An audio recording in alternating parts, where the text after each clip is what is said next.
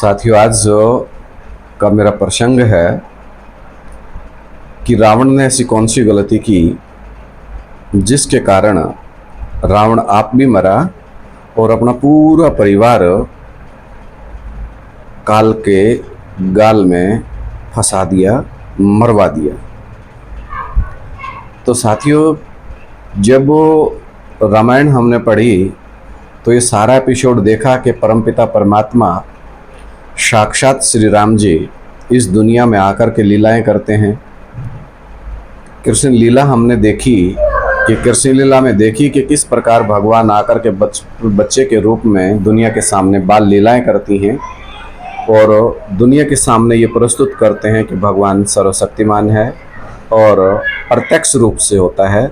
जिस प्रकार से ये दुनिया प्रैक्टिकल है, उसी प्रकार से परमपिता परमात्मा भी प्रैक्टिकल रूप में इस दुनिया में होते हैं।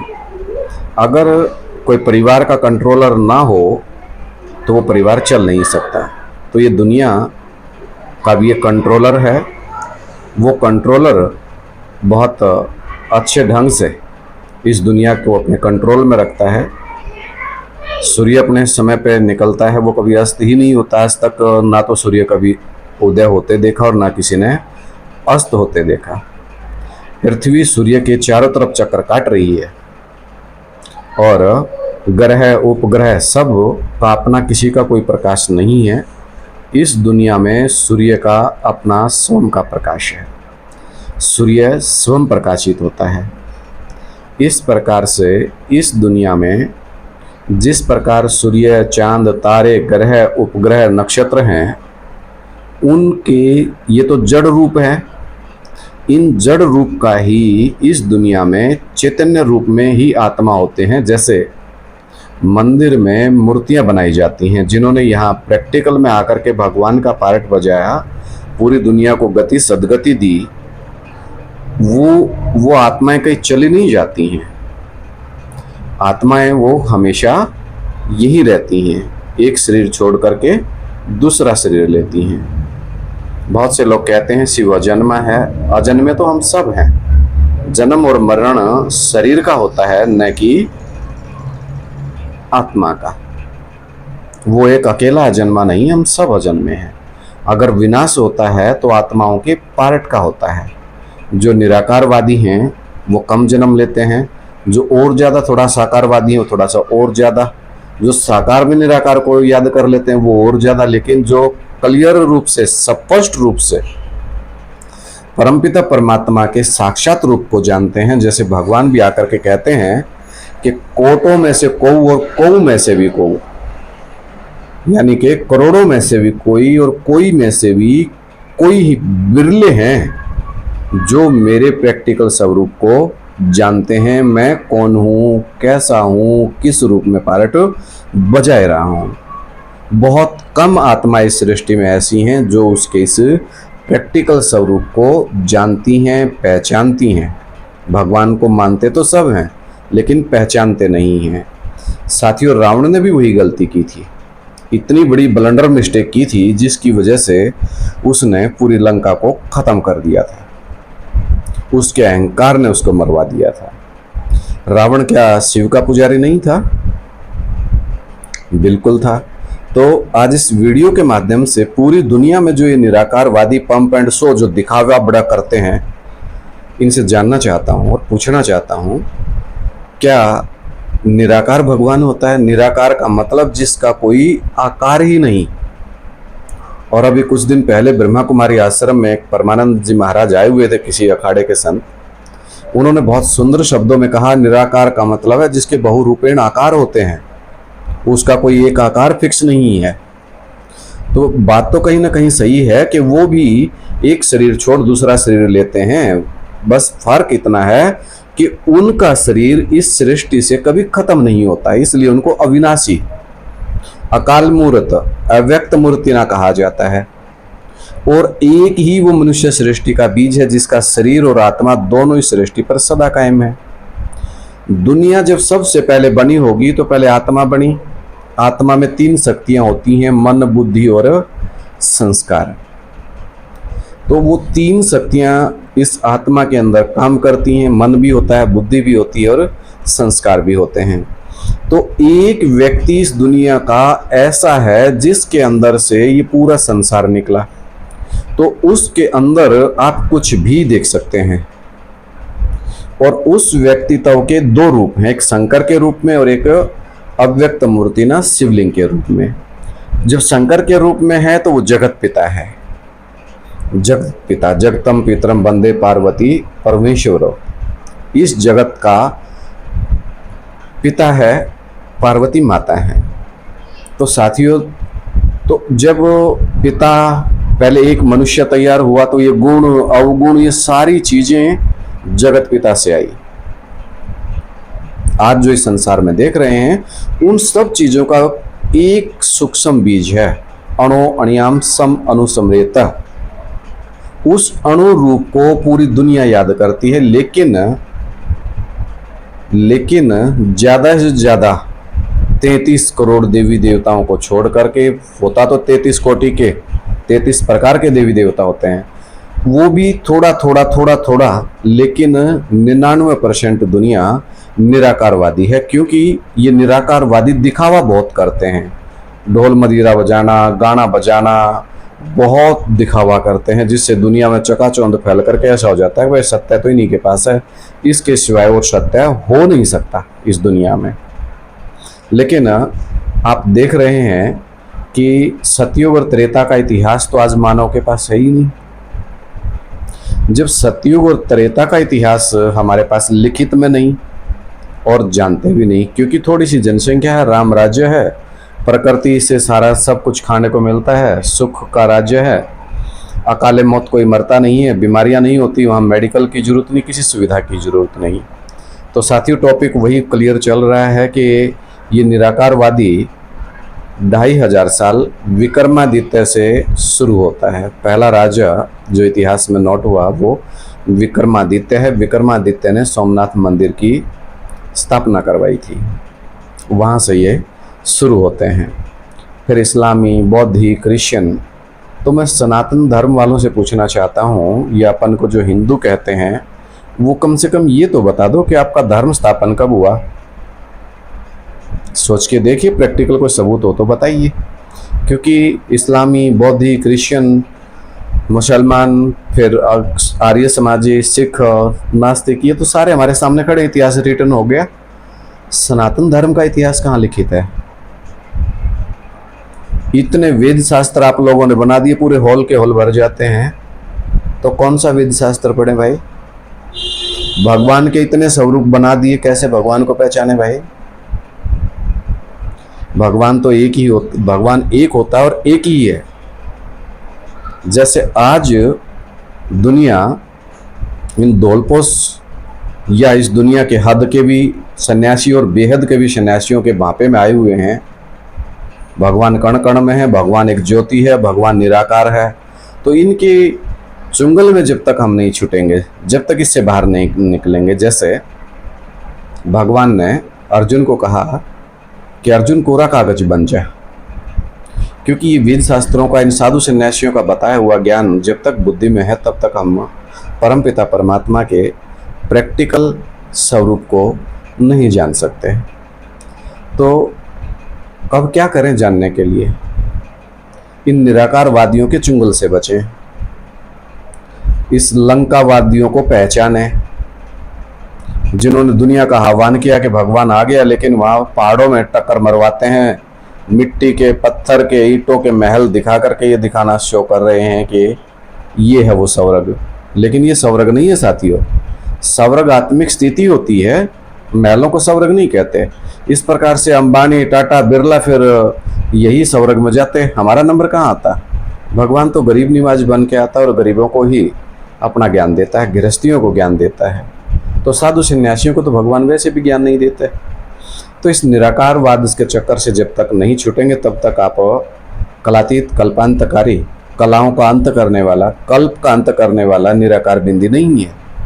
प्रैक्टिकल में परमपिता परमात्मा शिव शंकर महादेव हैं, जो तीनों लोकों के स्वामी हैं, आदिदेव हैं। तो अब क्या करें भाई भगवान को जानने के लिए? भगवान को जानने के लिए भाई क्या करें? अपने शिवलिंग उस पत्थर से पूछें। रावण वाली गलती दोबारा ना दोहराएं। रावण ने क्या किया? पुजारी तो शिवलिंग का। लंका कहाँ किसकी थी? लंका शिव शंकर भोलेनाथ की थी। और वो पंडित जी महाराज वहाँ उद्घाटन पे गए थे, खाना खा करके दक्षिणा में लंका को ले आए थे। उसी प्रकार से ये जो आज आश्रम खड़े दिखाई दे रहे हैं, चाहे ब्रह्मा कुमारी है, चाहे आध्यात्मिक विश्वविद्यालय है, ये इस संसार में दो ही ऐसे विश्वविद्यालय हैं जो भगवान के आने की सूचना पूरी दुनिया को दे रहे हैं। लेकिन ब्रह्मा कुमारी आश्रम अपने आश्रम को 1946 से शुरू मानता है, जबकि ये भगवान के आने की प्रक्रिया और समाचार सन 1936 पाकिस्तान सिंध हैदराबाद से हुई थी। 1936 में जो आया था, आकर के जिसने अविनाशी रुद्र ज्ञान यज्ञ की स्थापना की, उसका नाम सेवक राम था, जो आज इस समय बाबा वीरेंद्र देव दीक्षित के नाम से जाने जा रहे हैं।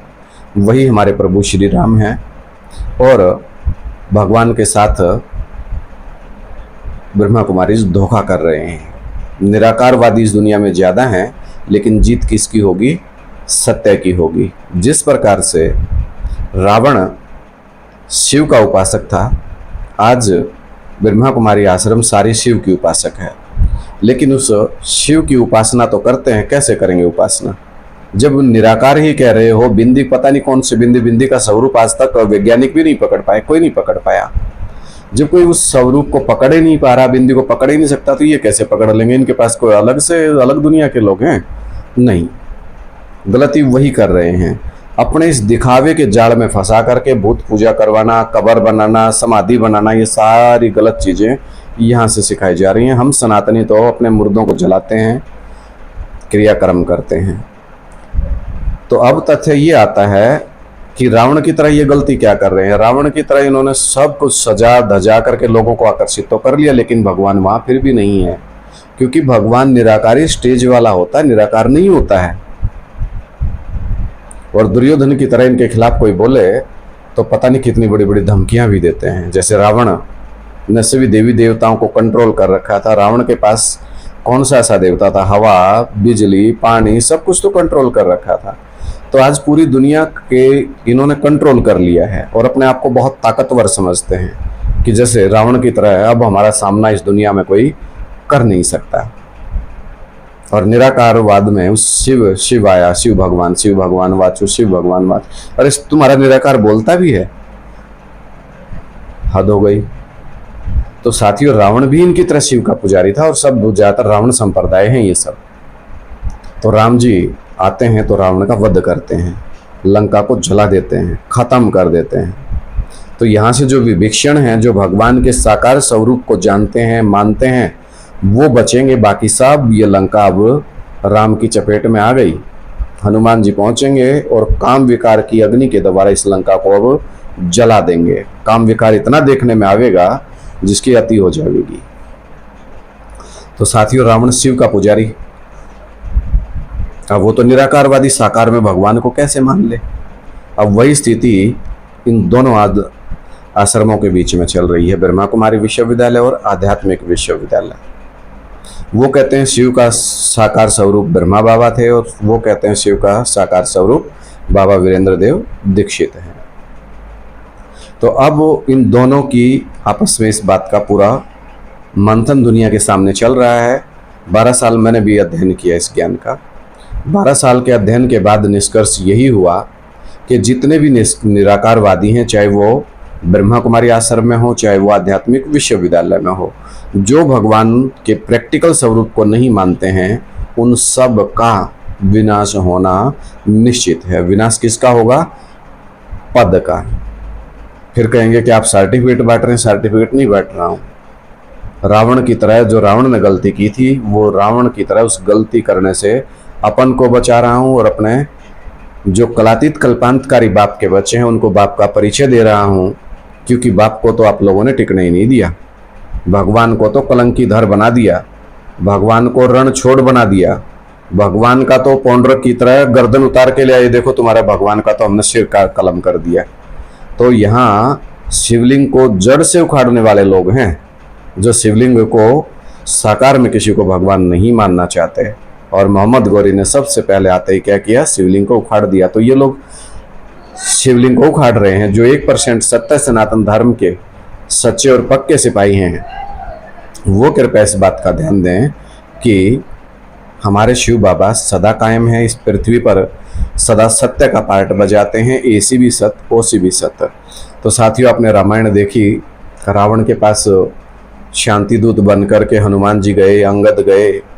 जिस प्रकार से महाभारत में भगवान कृष्ण शांति दूत बन के गए थे दुर्योधन के पास, धृतराष्ट्र के पास, क्या वो माना? नहीं माना। विराट रूप भगवान ने दिखाया, तब भी नहीं माने। इसी प्रकार से रावण भी परमपिता परमात्मा को भगवान नहीं मानता। वही गलती ब्रह्मा कुमारी आश्रम भी कर रहा है, और कहीं ना कहीं आध्यात्मिक विश्वविद्यालय में भी कुछ बच्चे कर रहे हैं कि साकार में भगवान नहीं होता, किसी मनुष्य को भगवान नहीं कहेंगे। रावण भी यही कहता था कि कोई भी इंसान भगवान हो नहीं सकता। भाई मंदोदरी में ने मान लिया, विभीषण ने मान लिया, और जाकर के 70 दुहाई दे रहे हैं। लेकिन मारे अहंकार के जो ये देहधारी गुरु बैठे मेरे की तरह गद्दी डाल के, और बड़े बड़े भाषण, वक्तव्य, आत्मा ही सब कुछ है, हम करेंगे, हम करेंगे, हम अपनी दुनिया ऐसा बनाएंगे, हम स्वर्ग बनाएंगे, बाबा जी का टुल्लू। राम राज्य राम ही स्थापन करेंगे, राम के सिवाय राम राज्य को स्थापन नहीं कर सकता। सबका सदगति दाता एक राम गाया हुआ है, वही शिव है, शिव राम बोल दो। रावण की तरह वही गलती कोई भी साथी ना करे। और जो इस वीडियो के माध्यम से मुझे सुन पा रहे हैं, ये ज्ञान मेरा नहीं, परमपिता परमात्मा का है, मेरा अपना मंथन है, जो इस वीडियो के माध्यम से आप सभी साथियों तक पहुंचाया जा रहा है कि राम के पाले में आना है या रावण के पाले में जाना है। रावण के 10 मुख हैं जो निराकारवाद को बढ़ावा देते हैं, शरीर को अपने को तो बहुत कुछ मानते हैं, लेकिन भगवान की बात आए तो वो मनुष्य रूप में नहीं हो सकता, वो निराकार है।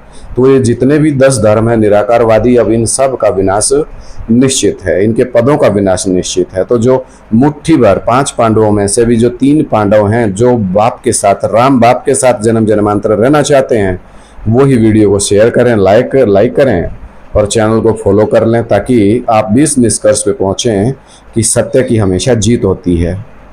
जान जाए पर वचन ना जाए। अगर आप उत्तम क्वालिटी के हैं, कलातीत कल्पांतकारी अपने प्रभु श्री राम जी के बच्चे हैं, तो आप इस बात का पुनर्जोर समर्थन करें कि प्रैक्टिकल में हमारे बाप का स्वरूप क्या है, त्रिमूर्ति के चित्र के आधार पर दुनिया को परिचय दें।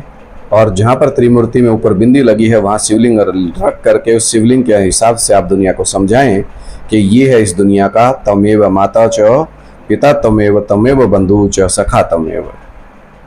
तो साथियों, रावण के साथ जो बीती आपने प्रैक्टिकल रामायण देखी हुई है, जीवन पर्यंत मेघनाथ, इतने कुंभकर्ण, कितने योद्धा उसके पास थे।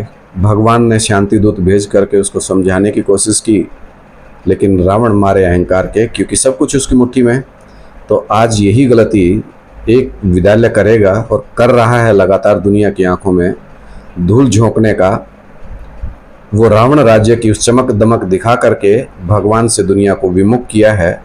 तो आज नहीं तो कल लंका दहन होगा, रावण दहन होगा, क्योंकि परमपिता परमात्मा 2018 से प्रत्यक्ष होते होते बहुत कार्य आगे बढ़ चुका है। आपके पास वो दृष्टि नहीं है जिससे बाप को पहचान पावें, देख पावें, तो अपने अंदर की आंखें खोलिए और आगे बढ़िए। तो साथियों, अब रावण पूरा जोर युद्ध लड़ा। आपने रावण और मेघनाथ का संवाद भी सुना होगा। और आप जब मेघनाथ ने आकर के बताया कि पिताश्री वो साक्षात परमपिता परमात्मा है, लेकिन रावण नहीं माना। क्या बोलता कि तू मेरी ख्याति को, मेरी प्रसिद्धि को वाट लगाना चाहता है, बदनाम करना चाहता है। कि रावण किसी मनुष्य से डर के और भाग लिया। वो छोटा सा, वो जिसके पास घर नहीं है रहने के लिए, वो जिसके पास कोई ठिकाना नहीं है, उसको सीबीआई ढूंढ रही है, वो बलात्कारी, वो भगवान है। अरे तुम्हारी आने दो, समय बाप बताएंगे, चिंता मत करिए। तो कितनी बातें भगवान के बारे में रावण और रावण के बच्चे बोलते थे। वो भगवान हो सकता है, उसकी रावण ने सीता चुरा ली, वो हो सकता है। कमेंट करके लोग पूछते हैं वो कमला कहाँ है। अरे विदेशी विधर्मियों, तुम सत्यता को जानते कहाँ हो? तुमने सतयुग का सुख देखा है, अतीन्द्रिय सुख देखा है, जो तुम सतयुग की कामना भी कर सकते हो? तो साथियों, फिर मंदोदरी ने भी बहुत समझाया, तो रावण क्या कहता है? रावण कहता है कि मंदोदरी, ये बात तो मुझे भी समझ आ गई है कि वो भगवान है, लेकिन अब मैं पीछे नहीं हट सकता। उसके हाथों मरने में भी मेरी शान है, उसमें मेरी इज्जत और मान बढ़ेगा। जहां राम का गुणगान गाया जाएगा वहां रावण का भी साथ ही गाया जाएगा। तो इसलिए अब मैं पीछे हटने वाला नहीं हूं। अब तो मुक्ति राम के हाथों ही होगी। तो साथियों, अब निष्कर्ष ये निकलता है कि रावण को मुक्ति मिली या जीवन मुक्ति मिली? सिर्फ मुक्ति मिली, लेकिन भगवान तो जीवन मुक्ति देने आए थे। भगवान जो है अजन्मा है, अविनाशी है, वो जन्म और मरण से न्यारा है, तीनों लोकों का स्वामी है, सुख धाम, दुख धाम, शांति धाम का स्वामी है। उसी का शरीर हमारा आत्म लोक है। झाड़ के चित्र में ये ज्ञानी जन देखते हैं कि शंकर जी ऊपर बैठे हैं, उसी की तरफ सारी आत्माएं जा रही हैं, वही हमारा परम ब्रह्म है, परम ब्रह्मांड है, आत्म लोक है। उससे अलग से कोई परम धाम और नहीं होता है। समय काले उसमें सारे समा जाएंगे और समय जब आएगा तो उसी से नंबरवार निकलते रहेंगे, क्योंकि एक वृक्ष से हर सीजन में फल आते रहते हैं और फल के अंदर बीज होता है। तो फल अलग से आते रहेंगे और बीज आगे आगे बढ़ते रहेंगे, जिससे जनसंख्या बढ़ती रहेगी। तो साथियों, आज की इस वीडियो में आपको क्या समझ आया कमेंट करके जरूर बताएं। और जो लोग अभी इंतजार कर रहे हैं कि पता नहीं मर गया जिंदा है, वो शांति से इंतजार करें। दूध का और दूध का दूध, पानी का पानी होगा। ये दुनिया शीश महल है, बाप का घर दर्पण है, सबके चेहरे सामने आवेंगे। तो आज की वीडियो यहीं तक। ओम नमः शिवाय। सबको बाबा सद्बुद्धि दें, याद की यात्रा को बढ़ाएं, लेकिन साकार स्वरूप को जानें, शिव का प्रैक्टिकल स्वरूप जानें। सभी को प्यार भरा नमस्कार। हर हर महादेव। ओम नमः शिवाय।